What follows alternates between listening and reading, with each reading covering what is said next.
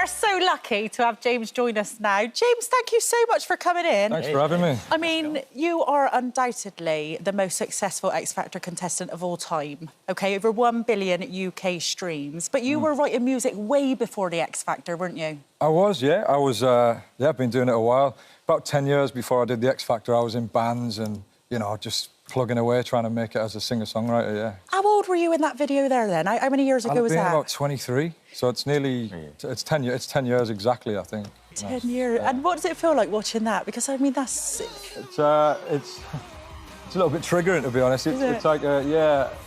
I mean, that was probably the best and worst experience of my life, because it was just an absolute pressure pot, so a lot of anxiety came with that whole thing, and certainly straight, like, in the immediate aftermath of X Factor, I struggled quite a bit. So, yeah, when I see that, I think, what an amazing thing. I got that platform to showcase my abilities as a musician, and it's allowed me this incredible career. But also, it was you know, quite a traumatic time as well. It's a really interesting juxtaposition. You've spoken about it before, because it allowed you to live out your dream, as you said. Yeah. And you used it really well. I mean, 30 million records. A lot of records, right? Yeah. The downside, though, I guess it's something you have to take when you're thrown into fame like that. How bad was it for you? Well, yeah, I just don't think there's a handbook, like, for anyone, you know. Certainly for someone like me, I you know, was genuinely plucked from obscurity, you know, came from a kind of normal working-class background. And so anyone who goes through that... A lot of the people you see go on the X Factor, you know, come from nothing and aren't really prepared for fame. No one's prepared for fame, but I suppose, you know... I, in particular, wasn't really prepared for it. I just always saw the goal being a successful singer-songwriter, not to be famous or to be judged on or scrutinised on a sort of, like, such a large scale. So, was there a famous moment that freaked you out the most, where you went... Oh, there was multiple. I mean, Nicole Scherzinger was mentoring me, you know, from Nicole from the Pussycat Dolls. So I was like, you know, and Robbie Williams was through the door one day, and No Doubt, Gwen Stefani, just... Like, you know, there was so many, like, icons that were in and out of there. It was like a revolving door of famous people when I was on the X Factor. So, yeah, it was quite... So you never thought that you'd have the explosion of success that you've had? I think I always thought I might get somewhere with music, because I had, like, a pretty unwavering belief in my ability to write songs and to move people with my singing and stuff. But X Factor wasn't really the path I thought I would take. It would kind of happen by accident. I sort of ran out of money. My mum bribed me. She said, "I'll give you a tenner if you go and try out the X Factor." So, yeah, it all happened so quick and so suddenly. So, yeah, it's been mad trying to navigate it all. I love the way you've never been a snob about the X Factor. I mean, you're eternally grateful. Oh, yeah, I'm so grateful, yeah, and to Simon Cowell, who continues to give me opportunities, like having me on Britain's Got Talent and things like that. It's... You know, that show, you know, I wouldn't have been able to break through without that, because a lot of the time you need money, you need a management company, and a lot of the people you see in music today have got a lot of help behind them. So. Your voice is just the perfect kind of love song voice, though, and you do a good broken-hearted, sad love song. Yeah, that's kind of what I've been known for. Yeah.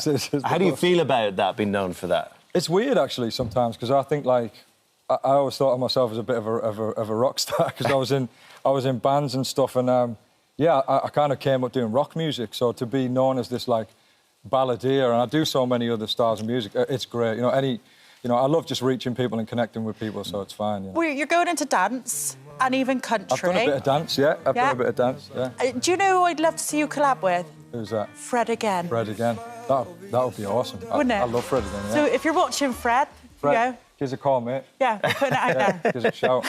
And like, country music's really taken off now, isn't it? Yeah, it's massive. Yeah. I know it's always been there, but a lot of younger people getting into it, aren't they? Well, yeah, this new album that I've made is... there's a couple of songs on there that are slightly country-leaning, so, yeah, it's quite an Americana-inspired record, so, yeah, there's a bit of that, if you like that. And what inspired Blindside, your brand-new single?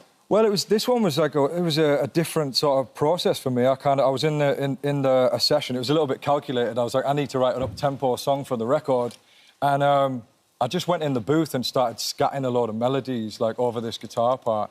And it was a song that we were ready to actually abandon. We were like, I don't know if we've got anything here. And I felt like there was something there. And then I kind of freestyled most of the song in the booth and a lot of the lyrics. And so Blindside, the phrase kept coming up when I was doing that. And I thought, I'm going to write a song about how love can blindside us sometimes. and sometimes it doesn't work out, and then you have to kind of love the ghost of that person that, you know. And then there's new love of the child. Congratulations to yourself and Jessica. Emily is how old is she now? She's 8 months. She's 8 months. She's actually 9 months next week, yeah. So. Changes everything, doesn't it? It does. Perspective, yeah. It's given me a completely different perspective. I'm a bit of a softie now. I just, you know, I look at life completely differently. Yeah, she's changed me completely. Oh my word! Yeah. Oh my word! Does it change the way you approach songwriting? Does it change your tone, your mood when you write songs? I think so. Yeah, I think that you know, like when I attempt to tap into that headspace, you know, when I'm writing about love, she's definitely at the forefront of my mind now. I think about her more than anything else when doing that. So, yeah, she's become a real inspiration for me with my music. Yeah. Oh, good on you. Sure, yeah. And you've been very open about your mental health struggles, haven't you? And how does that incorporate into your music that you do? Well, music's always been like a friend to me in that sense. You know, it's always been there. You know, yeah. I mean, anyone who does art or is a creative person, like, will tell you that we're really lucky to have that avenue to channel our mental health struggles into. So, yeah, yeah, I do kind of use it. Do you find music a bit of a healer for you? Absolutely, yeah. It's very cathartic. You know, writing songs is without that, you know, I'd probably, yeah, I don't know where I'd be. I'd be struggling.